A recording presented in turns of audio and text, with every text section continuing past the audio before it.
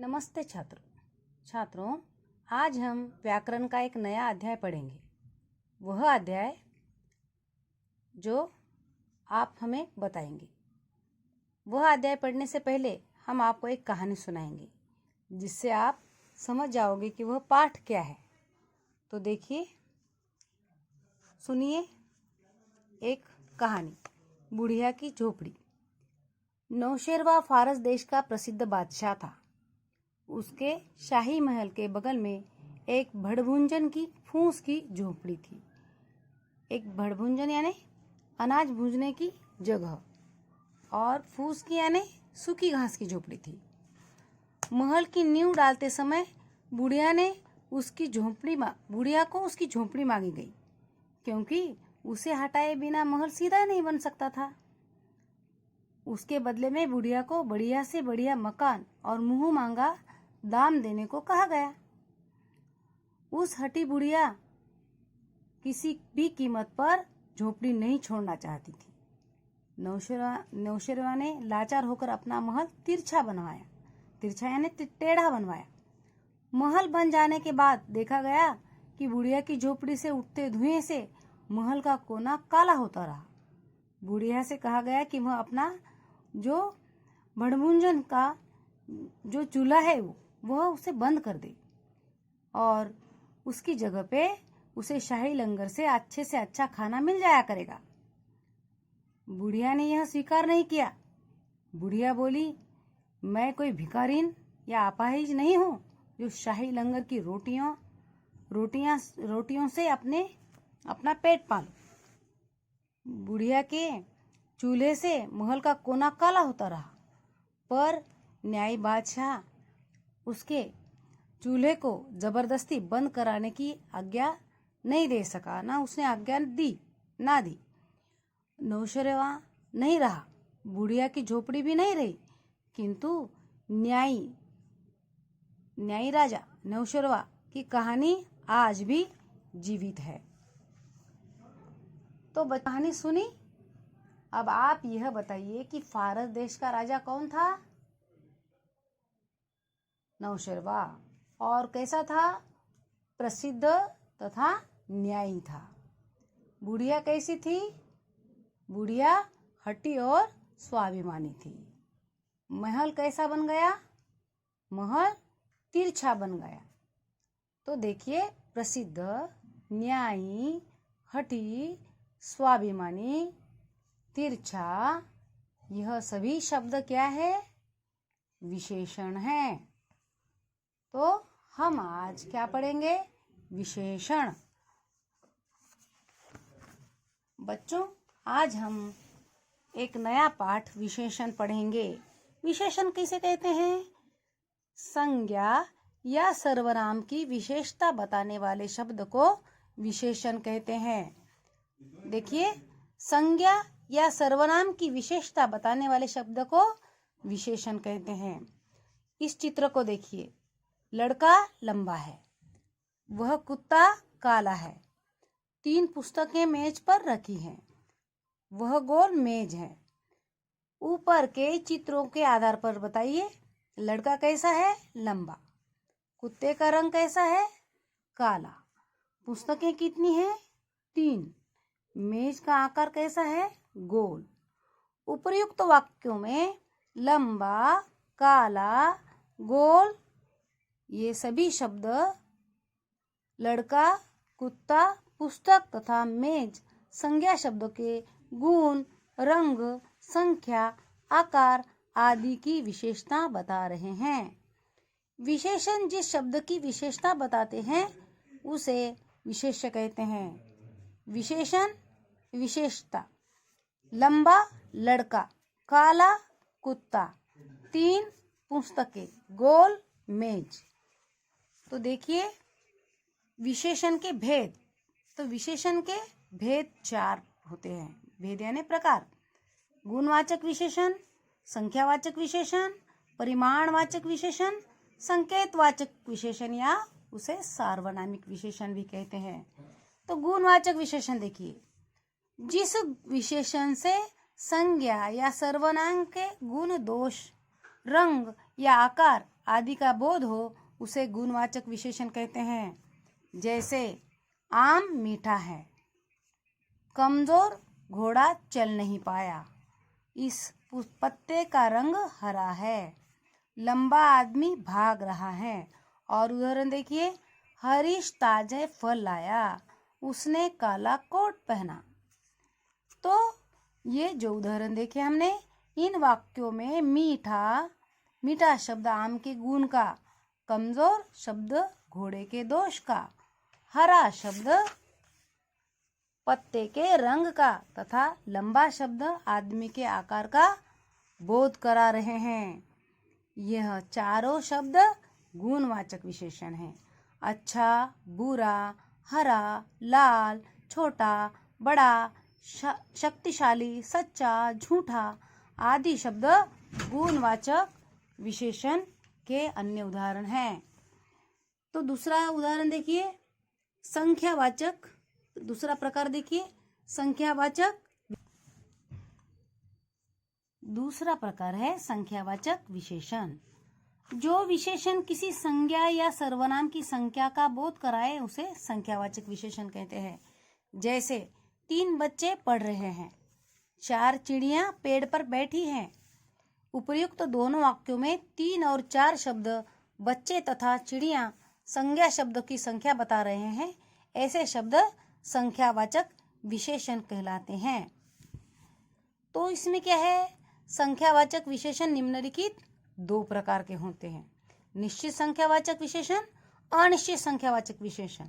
तो निश्चित संख्यावाचक विशेषण में क्या होता है, जिन विशेषण शब्दों से निश्चित संख्या का बोध होता है कि वह संख्या कितनी है, नंबर्स कितने हैं, वह पता चलता है, उन्हें निश्चित संख्यावाचक विशेषण कहते हैं। जैसे 5 घोड़े, पहला लड़का, 10 आम, 1 दर्जन पुस्तकें आदि। अनिश्चित संख्यावाचक विशेषण, उसमें क्या होता है, जिन विशेषण शब्दों से निश्चित संख्या का बोध न हो उसे अनिश्चित संख्यावाचक विशेषण कहते हैं। जैसे कुछ लड़के, थोड़े पैसे, बहुत पुस्तकें आदि। तीसरा प्रकार है परिमाणवाचक विशेषण। जो विशेषण अपने विशेषक की मात्रा या परिमाण के विषय में जानकारी देते हैं उन्हें परिमाणवाचक विशेषण कहते हैं। तो वो क्या है, देखिए, अब 4 मीटर कपड़ा दो, 1 किलो बैंगन देना। उपर्युक्त दोनों वाक्यों में 4 मीटर तथा 1 किलो शब्द क्रमशः संज्ञा शब्दों का परिमाण बता रहे हैं। ऐसे शब्द को परिमाणवाचक विशेषण कहते हैं। परिमाणवाचक विशेषण भी 2 प्रकार के होते हैं। तो उनके निम्नलिखित 2 प्रकार देखें, निश्चित परिमाणवाचक विशेषण, अनिश्चित परिमाणवाचक विशेषण। जिस प्रकार संख्यावाचक होता है ना संख्यावाचक विशेषण, उसी प्रकार यह भी निश्चित परिमाणवाचक विशेषण। जिन विशेषण शब्दों से किसी वस्तु की निश्चित मात्रा का ज्ञान हो उन्हें निश्चित परिमाणवाचक विशेषण कहते हैं। जैसे राम की कमीज में 2 मीटर कपड़ा लगेगा। तो राम की कमीज में कितने मीटर कपड़ा लगेगा, 2। वह क्या है, निश्चित परिमाण है। बाजार से 10 किलो आटा ले आओ। तो बाजार से 10 किलो आटा, 10 किलो, यह क्या है, निश्चित परिमाण है। 4 लीटर दूध देना। उपर्युक्त वाक्यों में 2 मीटर, 10 किलो और 4 लीटर शब्द क्रमशः कपड़ा, आटा और दूध की निश्चित मात्रा का बोध करा रहे हैं। अंततः यह निश्चित परिमाणवाचक विशेषण है। उसके बाद देखिए अनिश्चित परिमाणवाचक विशेषण। जिन विशेषण शब्दों से वस्तु की निश्चित मात्रा का ज्ञान न हो उन्हें अनिश्चित परिमाणवाचक विशेषण कहते हैं। जैसे थोड़ा सा दूध लेकर आओ, मेरे पास काफी फल है, कुछ कपड़ा मुझे भी दे दो। उपर्युक्त वाक्य में थोड़ा सा का, काफी और कुछ शब्द क्रमशः दूध, फल और कपड़ा संज्ञा शब्दों की निश्चित मात्रा का बोध नहीं कराते।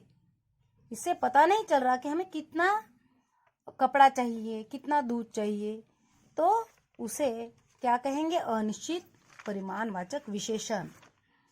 संकेतवाचक विशेषण, चौथा प्रकार है संकेतवाचक विशेषण। उसे सार्वनामिक विशेषण भी कहते हैं। जो सर्वनाम शब्द संज्ञाओं से पहले आकर उनकी ओर संकेत करते हैं, संकेत करना यानी बताना, उन्हें संकेतवाचक या सार्वनामिक विशेषण भी कहते हैं। यह लड़का पढ़ रहा है, वे हिरन भाग रहे हैं। उपर्युक्त दोनों वाक्यों में यह तथा वे शब्द क्रमशः लड़का और हिरन संज्ञा शब्दों की ओर संकेत कर रहे हैं। अंततः यह संकेतवाचक विशेषण है। इन्हें सार्वनामिक विशेषण भी कहते हैं। तो सार्वनामिक विशेषण और परिमाणवाचक विशेषण, इसमें विशेषता क्या है? तो आइए देखिए, सार्वनामिक विशेषण और सर्वनाम के में अंतर। जब किसी शब्द का प्रयोग संज्ञा शब्द के स्थान पर होता है वह सर्वनाम होता है, परंतु जब शब्द का प्रयोग संज्ञा के स्थान पर होता है तो वह सार्वनामिक या संकेतवाचक विशेषण है। जैसे वह पढ़ रहा है, ये वह पढ़ रहा है सर्वनाम, वह लड़का पढ़ रहा है सार्वनामिक विशेषण, वे कल यहाँ आए थे, वे सर्वनाम है, वे लड़के कल यहाँ आए थे सार्वनामिक विशेषण। तो देखिए आगे, परिमाणवाचक तथा संख्यावाचक विशेषण में अंतर क्या है? जिन वस्तुओं की नाप तोल की जा सके उसके लिए परिमाणवाचक विशेषण का प्रयोग किया जाता है, परंतु जिनकी गिनती की जाती है उसके लिए संख्यावाचक विशेषण का प्रयोग किया जाता है। परिमाणवाचक विशेषण, संख्यावाचक विशेषण। देखिए, कुछ दूध मुझे भी दे दो, 5 किलो चावल चाहिए। परिमाण में देखिए, कुछ दूध मुझे भी दे दो। संख्यावाचक, कुछ रुपए मुझे भी दे दो। 5 किलो चावल चाहिए, 5 लड़के आज नहीं आए। तो यह विशेषण में सार्वनामिक और परिमाणवाचक विशेषण, इसमें विशेष बात क्या थी यह हमने देखा है। निम्नलिखित वाक्यों में से विशेषण शब्द पहचान कर प्रकार लिखिए। तो देखिए, तालाब में रंगीन मछलियां हैं। तालाब में क्या है? रंगीन मछलियां। रंगीन क्या है? गुणवाचक। तो गुणवाचक विशेषण। हम सब भारतीय हैं, हम सब भारतीय हैं। हम क्या कर रहे हैं? हम बता रहे हैं हमको, यानी हम संज्ञा के स्थान पर आया है, इसलिए यह सार्वनामिक विशेषण है। बीरबल चतुर व्यक्ति थे। बीरबल कैसे थे? चतुर। चतुरता क्या है? उनका गुण है, तो गुणवाचक विशेषण। वह ईमानदार आदमी है। ईमानदार गुणवाचक विशेषण। इस साल कम बारिश हुई। इस साल कम बारिश हुई, मतलब कम क्या है? परिमाण है। परिमाण कैसा है? निश्चित है क्या? नहीं है। अनिश्चित परिमाणवाचक विशेषण। हमारे देश ने बहुत उन्नति की है। बहुत क्या है? अनिश्चित परिमाणवाचक विशेषण। वह घोड़ा हमेशा जीतता है। वह क्या है? सार्वनामिक विशेषण। 5 किलो बाजरा दे दीजिए। 5 किलो बाजरा। 5 किलो क्या है? ये परिमाण है। परिमाण निश्चित है, ये निश्चित परिमाणवाचक विशेषण। शहर में इस वर्ष 3 करोड़ पौधे लगाएंगे। कितने पौधे? 3 करोड़। तो निश्चित संख्यावाचक विशेषण। उपवन में कुछ पंछी चहक रहे हैं। कुछ पंछी, तो क्या है ये? अनिश्चित संख्यावाचक विशेषण। दादाजी 5 बजे उठते हैं। दादाजी क्या करते हैं? सवेरे 5 बजे उठते हैं। उठने का टाइम निश्चित है, 5 बजे। संख्या कैसी है? निश्चित है। निश्चित संख्यावाचक विशेषण। रोहन ने कहा, हम सब कबड्डी खेलेंगे। हम सब कबड्डी खेलेंगे। वह क्या है? हम सब सार्वनामिक विशेषण। धन्यवाद।